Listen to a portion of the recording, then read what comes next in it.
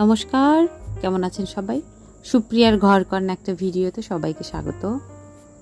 সকালবেলা এখানে বসে বসে আমি একটু কফি খাচ্ছি, আর আমার এই ছোট্ট বাগানে ছোট ছোট কয়েকটা প্রজাপতি ঘোরাঘুরি করতেছে।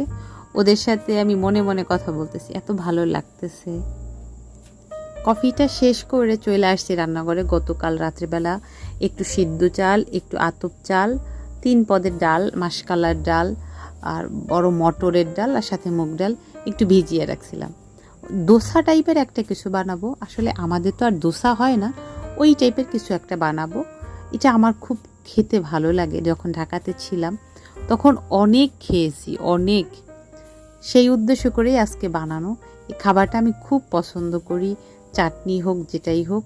এটা আমার শাশুড়িও খুব পছন্দ করে, আর স্যারও পছন্দ করে। সে অনেক বছর তো দেশের বাহিরে ছিল, সে এই ধরনের খাবার অনেক খেয়েছে। তা সকালবেলা খাবারটা হলেই হচ্ছে বড় কথা। যাই হোক, আমি একটুখানি দানা দানা করে ভেজে বেটে নিয়েছি, মিক্সিতে গুঁড়িয়ে নিয়েছি। আর এই পাশাপাশি একটু বেলের শরবতও করে রাখতেছি, সকালবেলা মা বেলটা খাবে। ব্যাস, আমি আর কি ফার্মেন্টেড করি নাই, আমি কালকে রাত্রে ভিজিয়ে রাখছি, সকালবেলা শুধু ব্লেন্ড করে আমি যে রুটি ভাজে যে তাওয়াটা, এটা একেবারে গোল রুটির মতো করে গোল গোল করে দিতেছি যাতে ক্রিস্পি হয়। এটা একেবারে লো ফ্লেমে ভাজা হয়, তো তার জন্য ক্রিস্পি হয়, কিন্তু সময় বেশি লাগে। আমার যেহেতু দোসার কোনো তাওয়া নেই, আমি মনে মনে ভাবতেছিলাম যে এক সময় একটা দোসার তাওয়া কিনে নেব, যাতে পারফেক্টলি হয়। এই খাবারটা আমার খুবই ভালো লাগে। আজকে আর আলুর কোনো পুর করি নাই, একটু ডালের পুর করছি। আগে যেদিন করছিলাম সেদিন আলুর পুর করছিলাম, আর একটুখানি করে নিয়েছি চাটনি, সেটা হচ্ছে ধনে পাতা আর বাদাম দিয়ে। ব্যাস, আমি একটু ঝটপট, প্রথমটা তো একটু নড়বড়ে হয় প্রথমের দিকে, এই নড়বড়েগুলোকে স্যারকে করে দিচ্ছি, সে বের হবে, তাড়াহুড়ো করে এগুলো করতেছে। আর এইগুলো করার সময় বিশ্বাস করেন একদমই তাড়াহুড়ো করা যায় না। প্রথমবার যখন খেয়েছিলাম বসুন্ধরা সিটিতে, ঢাকাতে যখন ছিলাম, তখন এত ভালো লাগছিল সেবারই আমার, তো বলার মতো না। আমি তার থেকেই এটা খুব বেশি পছন্দ করি। অনেকবার নিজেদের বাসায় বানাইছি, এখানে এসে বানাইছি। এরকম ক্রিস্পি হলে আর কিছু দরকার হয় না। আমার দোসাগুলোকে একটু ছোট ছোট হয়েছে, কিছু করার নাই। সবার একেবারে খাওয়া শেষ, আমি এখন নিয়ে বসছি। এত ক্রিস্পি হয়েছে। চাটনিও বানাইছি একটু, এটা হলো চিনে বাদাম আর একটু দিয়ে ধনে পাতা দিয়ে।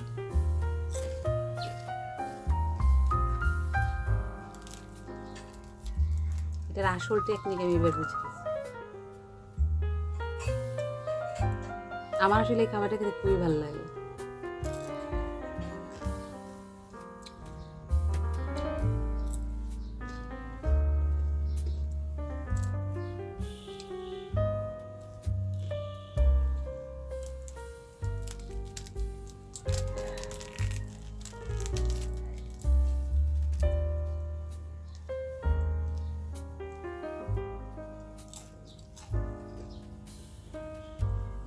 এটা তার কিছু লাগে না, যে পরিমাণে ক্রিস্পি আর কিছু লাগে না।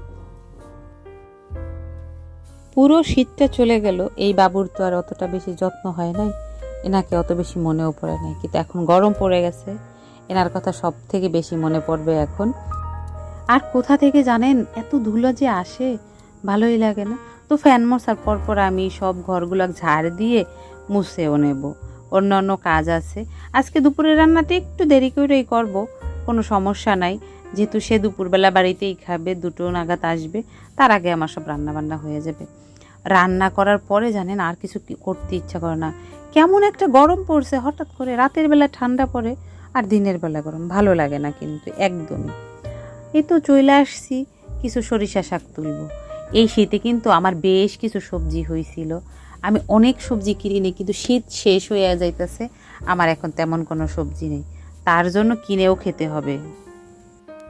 সরিষা শাক আসলে শীতের সবজি, শীত তো শেষ হয়ে গেছে, এখনও আমার সরিষা শাকে গাছে কিছু পাতা আছে, আর একেবারে কচি মনে হয়। কয়েকটা গাছ শুধু বড় বড় হয়েছে, ফুল আসা শুরু করছে মাত্র। তার ভিতর দিয়েই আমি আজকে আবার উঠে একটু ভর্তা করব।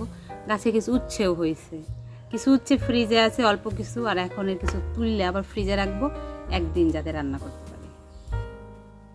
একটু কষ্ট করলে তার কিন্তু ফল পাওয়া যায়। গাছের উৎসেগুলো ছোট থাকতে আমি উঠাই নিতেছি, নতুবা একটু বড়োর জন্য রেখে দিলে না কি যেন এক ধরনের পোকায় কেটে দেয়, এরপর উস্তটা নষ্ট হয়ে যায়। একেবারে জাতের উচ্ছে, যেমন সুন্দর খেতে টেস্ট, তিতো, যেহেতু এটা তিতা জাতীয়, তিতো তো থাকেই, কিন্তু কোনো সার নাই, কোনো ভেজাল নাই, নগদ নগদ খাওয়া যায়। কয়েকটা তুলা আছে আগের দিনের, আজকে আবার তুলতেছি, একসাথে যে কোনো একটা তরকারি বা ভাজি ভর্তা যাই হোক করে দেবো। আমি কিন্তু উচ্ছেটা অনেক বেশি পছন্দ করি। গাছে 2-3টা করে না বরবটি হয়, তো 2-3 দিন জমাইলেই না একটা কিছু তৈরি করে খাওয়া যায়। ফ্রিজে রেখে দিছে। আর খুব সাধারণ রান্না, আজকে একটু পেটির মাছ দিয়ে আলু পটল দিয়ে একটু ঝোল রানবো, পাতলা ঝোল। আর একটু পুঁই শাকের দানা দিয়ে আলু দিয়ে মাছের তেল দিয়ে ভাজি করব। আর এই শীতের শেষ মেশ একটুখানি ছিল বাঁধাকপি, এটা আমি বড়া বানাবো, এখন পকোড়ার মতো করব।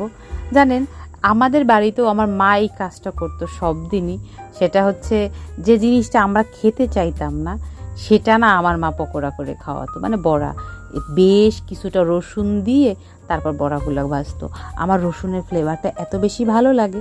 এ বাড়িতে যেহেতু আমার রসুনটা অ্যালাউ না, তার জন্য আমি শুধুমাত্র কালি জিরা দিয়ে ভাজছি।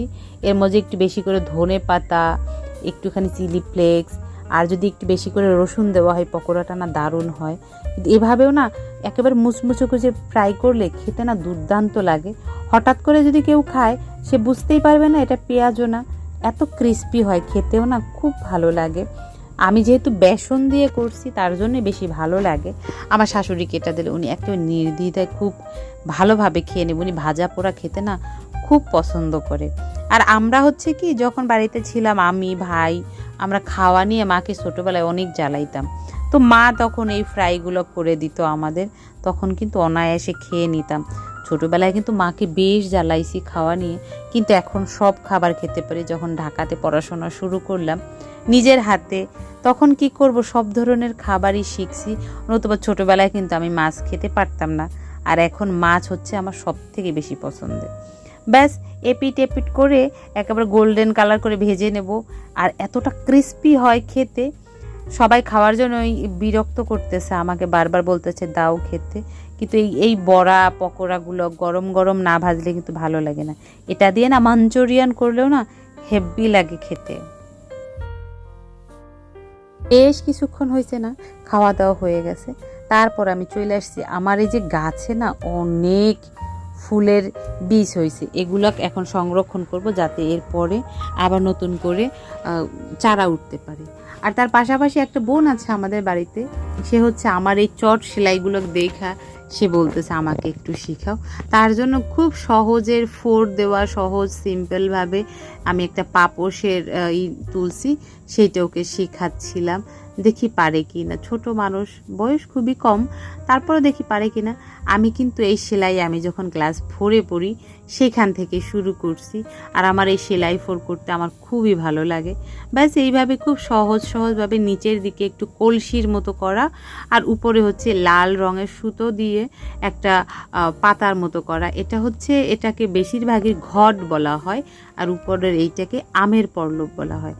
দেখতেও কিন্তু দারুণ লাগতেছে। নিচেরটা হোয়াইট দিছি, উপরে দিছি লাল। বিকেল 5টা হলেই সে শুরু করবে চায়ের সাথে কি খাবো, তার জন্য এই একটা মাছের একটা প্রিপারেশন করে রাখছিলাম, কোনো একদিন আপনাদের সাথেও শেয়ার করব। এটাকে ফ্রাই করে দেবো, মুড়ি মাখা দিয়ে খাবে। যাই হোক, চলুন তাহলে ভিডিওটা আজকের মতো এখানে শেষ করছি। যদি ভালো লেগে থাকে তাহলে অবশ্যই একটা লাইক করে দেবেন। আর ভিডিও সম্পর্কে কিছু জানার থাকলে অবশ্যই কমেন্ট করে জানাবেন। সবাই সুস্থ থাকবেন, ভালো থাকবেন, সাবধানে থাকবেন। দেখা হবে পরবর্তী আরও একটা ভিডিওতে। ততক্ষণের জন্য সবাই ভালো থাকবেন।